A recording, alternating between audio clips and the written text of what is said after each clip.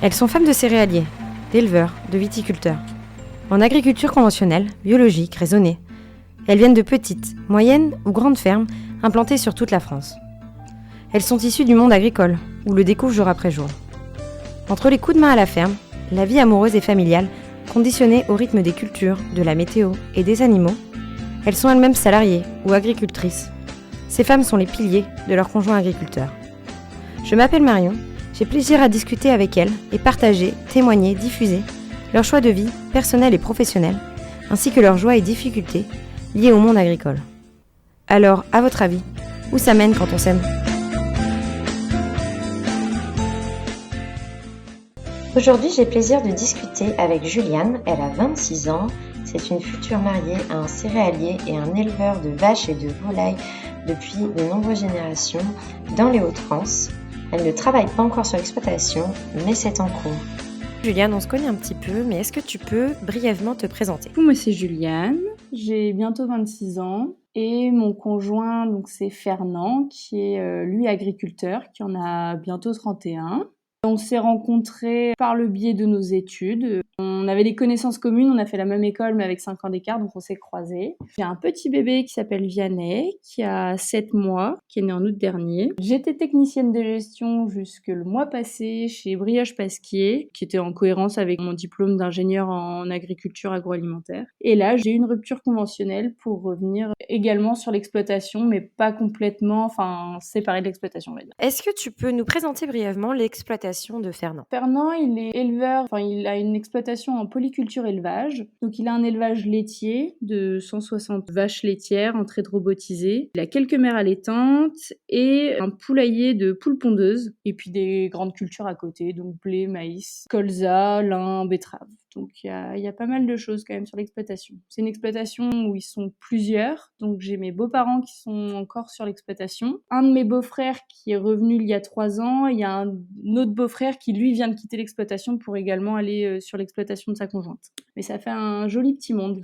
Maintenant que le contexte est posé, on va parler un peu plus de toi. Quelles études as-tu fait et dans quel but ? Donc moi, j'ai fait La Salle Beauvais, Uni-La-Salle, qui est une école d'ingénieurs en agronomie agro-industrie. J'ai fait ça parce que mes parents ne sont pas agriculteurs, mais j'ai quand même des origines agricoles. Mes grands-parents l'étaient, j'aime beaucoup le milieu rural. Donc c'était un peu dans ce but-là que je voulais faire ce diplôme. Donc c'était le côté terre à terre, qui était assez ouvert et qui permettait beaucoup de débouchés à la suite de l'école. Et maintenant, que fais-tu du coup comme métier ? Comme métier, j'ai été là pendant 2 ans technicienne de gestion chez Pasquier. J'étais sur une ligne de production de pitch, les éternels pitch qu'on a connus durant notre enfance. J'organisais la ligne de prod, donc je mettais les équipes en place, je gérais la partie humaine, tout ce qui est ressources salariales pour produire. Je gérais des opérateurs de production. Je m'épanouissais pas pleinement dans ce métier. Je le faisais parce que en sortie d'école, faut aller travailler, voilà, c'est comme ça. C'était pas forcément ce qui m'a stimulé le plus. En plus, nous, la ferme, elle est située à Hesdin. Hesdin, c'est assez paumé, on va dire. C'est assez loin de tout. C'est proche de tout et loin de tout, mais on n'a pas grand-chose à moins d'1 heure de voiture. J'avais trouvé ça en sortie d'école, mais au final, c'est pas ce qui me convenait. Et puis, pendant mon congé mat, quand j'attendais Vianney, je me suis posé énormément de questions. Et puis, j'ai été beaucoup présente sur la ferme. Et ça m'a donné envie de revenir. Donc quand j'ai repris le boulot après mon congé mat, au bout d'une semaine, j'ai dit à mon chef que ça n'allait pas durer très longtemps encore parce que je m'épanouissais pas du tout. 4 mois après, ils m'ont accordé une rupture conventionnelle. Donc là, à la fin du mois, j'arrête définitivement mon boulot pour me consacrer à un autre projet. Est-ce que tu peux nous en dire un peu plus sur ce projet ? Est-ce que tu viens donc travailler sur l'exploitation et quelles seraient tes missions ? Alors, c'est pas vraiment travailler sur l'exploitation parce que c'est là où on a mis un cadre avec Fernand, étant donné qu'il y a encore mes beaux-parents, que là, on est un peu dans la transition des parents vers les enfants. Donc là, aujourd'hui, c'est pas des questions que je revienne pleinement sur l'exploitation. Mais Fernand, et puis en discussion avec mon beau-frère qui s'appelle Édouard aussi, quand je leur ai dit que j'avais envie de revenir, ils m'ont dit, viens avec ton projet. Et de toute façon, c'était dans ma tête, c'était aussi clair comme ça. Je voulais pas revenir dans le contexte actuel, juste être une personne en plus. Donc j'ai envie de monter mon atelier de transformation. En discutant depuis quelques mois avec Fernand et puis ensuite avec le reste de la famille, je me suis dit que j'avais envie de faire de la mozzarella. Que là, on a commencé à regarder auprès des fournisseurs, on a contacté d'autres éleveurs, on est allé en visite d'élevage. Donc j'ai été voir un élevage de bufflonnes, donc on se pose même les questions de ramener des bufflonnes sur l'exploitation. Et puis monter un atelier de transformation pour produire mozzarella, du fromage râpé pour mettre sur les pizzas également. Et puis après faire tout ce qui est fromage autour de la crèmerie, donc beurre, crème, des fromages frais, des choses comme ça. Mais là, on est au tout début du projet, donc c'est un peu vague, mais c'est l'idée. C'est super intéressant. Du coup, tu ramènes un peu de ton monde agroalimentaire sur la ferme. Exactement. C'est vraiment chouette. Est-ce que dans le secteur d'activité que tu avais choisi initialement, il y avait donc des barrières géographiques, dont tu nous parlais? Et est-ce que ce projet, du coup, va faciliter ça et faciliter ton épanouissement professionnel en lien avec peut-être cet isolement géographique? Ah bah clairement, oui, l'isolement géographique. Moi, en fait, ce qui m'a plu dans mes études à Beauvais, c'était tout ce qui était finance, contrôle de gestion. Donc j'ai fait des stages là-dedans, surtout mon stage de fin d'études où j'étais en audit financier sur Lille. Je me suis éclatée. Après, c'était un boulot assez carriériste parce que déjà, c'était des grades qu'on prenait chaque année si je restais là-bas. C'était des horaires où c'était du 8h30, 21h30, voire minuit, voire j'ai fait jusqu'à 1h du matin, même en étant stagiaire. Enfin, c'est des métiers où on court après le temps et je pense que c'était pas compatible avec un agriculteur parce que en fait on se voyait pas quand j'étais là-bas avec Fernand. Quand je suis revenue chez Pasquier, c'était pas encore la même chose. Il y avait un gros décalage entre Fernand et moi parce que moi je faisais des horaires fixes, je faisais 8h30 18h. J'avais 40 minutes de route le matin, 40 minutes de route le soir. J'avais l'impression d'avoir fait des journées énormes même si elles n'étaient pas non plus si énormes à côté de lui. Et on parlait pas de la même chose. Moi, j'étais confrontée à des salariés qui sont pas forcément faciles à manager. Lui, il organisait ses journées comme il voulait. Il y avait quand même un fossé entre nos deux vies professionnelles qui était assez dur à mettre en cohérence avec notre vie personnelle. Et là, le fait d'être revenu sur la ferme, oui, ça va carrément contribuer à mon épanouissement professionnel parce que déjà, je vais pouvoir m'organiser comme je veux, voir mon fils comme je veux, voir Fernand quand je veux, déjeuner avec lui le midi.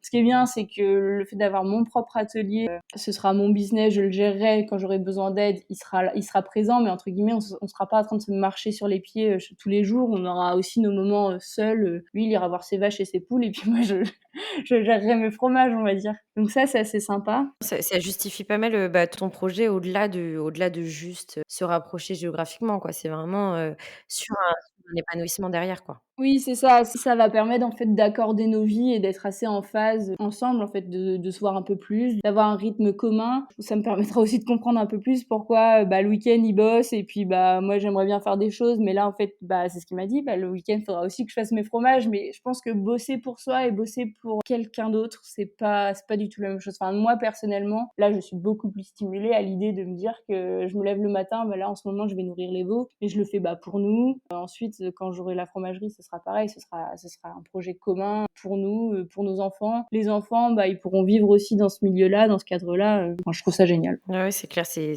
super intéressant. Du coup, donc tu parlais de la ferme. Est-ce que tu habites sur l'exploitation? Depuis combien de temps? Oui, oui, on habite au cœur de la ferme. Notre maison, elle est à l'entrée de la ferme, là où il y a du passage, tout le monde y passe. On est au cœur des bâtiments de la ferme. Ça me convient très bien. J'adore ça. Je pense qu'il y a beaucoup de personnes que ça peut rebuter. Moi, dans mon entourage, j'ai plein de copines qui sont là, mais jamais je vais vivre sur l'exploitation, jamais à côté de chez mes beaux-parents. Mais moi, c'est un contexte qui me plaît. À la fois, on a beau être au cœur de l'exploitation, chacun garde son intimité. Ma belle-mère ne débarque jamais chez moi, sauf si je l'ai invitée à y venir, mais chacun a ses barrières et je trouve que c'est assez chouette dans cette famille, c'est que chaque couple, entre guillemets, a sa famille, son intimité, et puis chacun vit de son côté sans regarder ce que fait le voisin. Et tout à l'heure, tu parlais de ton fils. Comment se passe votre organisation familiale, vis-à-vis de lui et comment ça va se passer quand tu travailleras, du coup sur l'exploitation? Alors là, jusqu'à présent, il était, quand je travaillais chez Pasquier, il était en nourrice, chez une assistante maternelle à 10 kilomètres d'ici. Donc ça, c'était 3 jours et demi par semaine. Et là, je suis revenue sur la ferme, donc tout le monde m'a dit: «Ah beh, tu vas arrêter la nourrice» et non. Non, non, je n'ai pas fait ce choix. Il va toujours 3 jours et demi par semaine chez la nounou parce que, pour faire un projet, avec un enfant, dans les pattes entre guillemets, c'est pas forcément facile. Donc on a fait ce choix de le laisser là-bas. Ça me permet d'aller aider sur la ferme, comme je te disais, de nourrir les veaux. Fernand, il livre des œufs aussi aux restaurateurs, et boulangeries qui se situent à côté de chez nous. Donc c'est moi qui prends maintenant le relais sur les livraisons. Un peu de paperasse, d'administratif et puis des prises de rendez-vous pour des devis, des visites d'exploitation. Enfin, il y a diverses choses à faire au démarrage d'un projet qui, pour moi, n'est pas compatible avec le fait de garder un enfant. Quelle relation entretient Fernand avec son fils et quel temps arrive-t-il à y accorder? Alors là-dessus, honnêtement, j'ai rien à redire. Il est au top. Sur tout ce qui est même, je veux dire, tâches ménagères, préparation des repas, gestion de Vianney, quoi, on est à 50-50, chacun gère son truc, mais on a toutes nos tâches. Ce qu'il comprenait pas quand son frère est arrivé sur la ferme, c'est qu'Édouard est arrivé sur la ferme, il était déjà papa, et Édouard avait dit, bah moi, 19h, je suis rentrée à la maison. Ça, Fernand, au début, a eu du mal à le comprendre. Avec le temps, Édouard a eu un deuxième enfant, puis un troisième, et en fait, il a compris que, bah, Édouard, c'était aussi essentiel pour lui d'avoir des moments privilégiés avec ses enfants. Et maintenant qu'on a Vianney, il comprend encore plus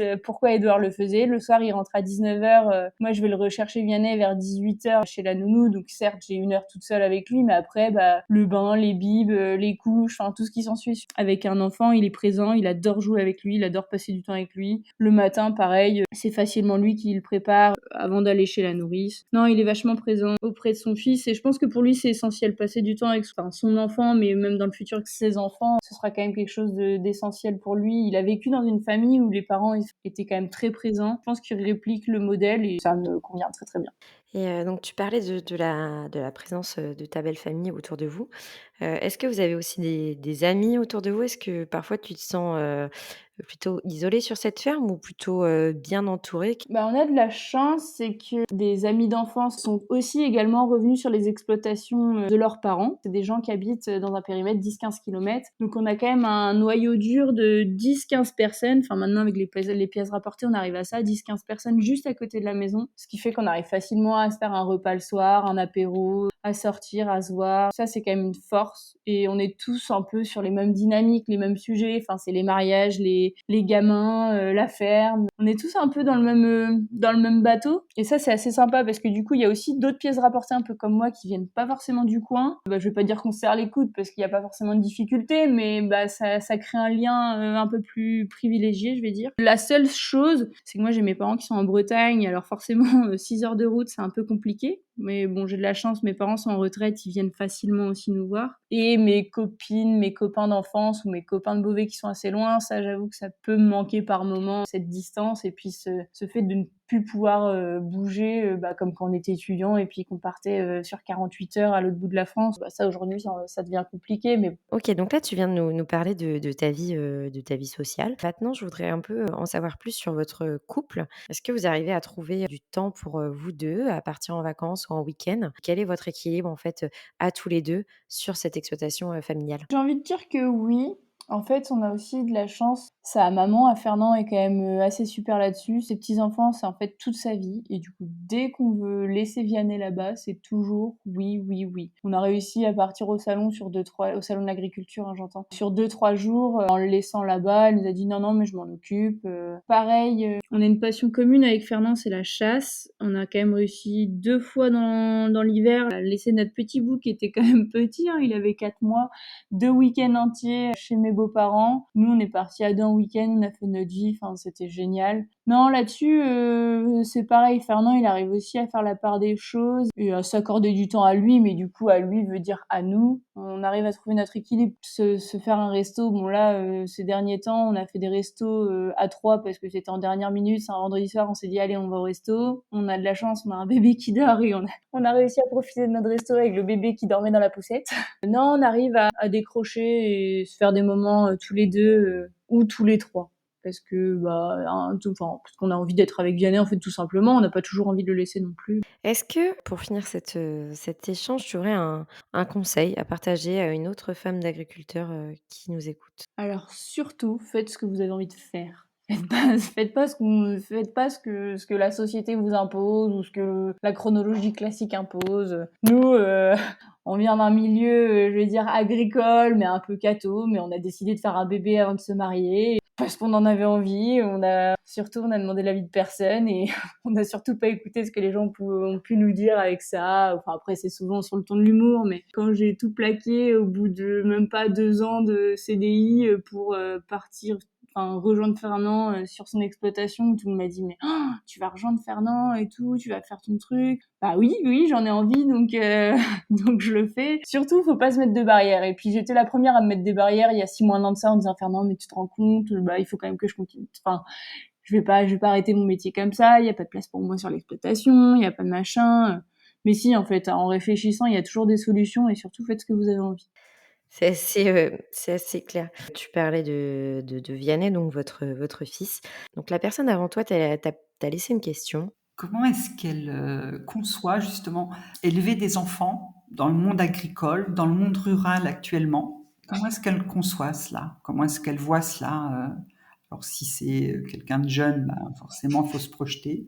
Si c'est quelqu'un de plus âgé, comment est-ce qu'elle a fait? Comment l'éduquer? Bah, pareil, en toute liberté. On va pas le forcer à aller à la ferme, mais bon, après un petit garçon, quand il grandit dans le milieu, très souvent de lui-même, c'est lui qui insiste pour y aller, de manière naturelle. Enfin, on vit dehors, on vit avec la météo, on vit avec les saisons. C'est l'éduquer en lui montrant ce que c'est la nature, lui montrant ce que c'est les animaux, et je pense que de lui-même, il verra ses parents faire, il verra ses parents s'épanouir là-dedans, donc je pense qu'il nous suivra. Après, s'il aime pas du tout ça, bah, et qu'il est beaucoup plus sur des choses d'intérieur, bah, il fera sa vie comme ça, mais pareil, il faut qu'il fasse ce qu'il a envie, notre, notre petit. Surtout ça. Fernand, il a toujours fait ce qu'il avait envie et il m'a dit surtout fais la même chose. Au début, j'étais un peu... En fait, je me mettais des barrières toute seule et moins je m'en mets, plus je suis heureuse, et j'ai compris que c'était un peu le maître mot, et je pense que même dans l'éducation, c'est pareil, il faut laisser les enfants, il faut toujours mettre un cadre. Un enfant, s'il n'y a pas d'éducation minimum, je pense qu'il peut vite partir en vrille, mais par contre, les laisser faire eux-mêmes leurs propres choix. Et quelle question, toi, tu poserais à la prochaine personne que je vais interviewer?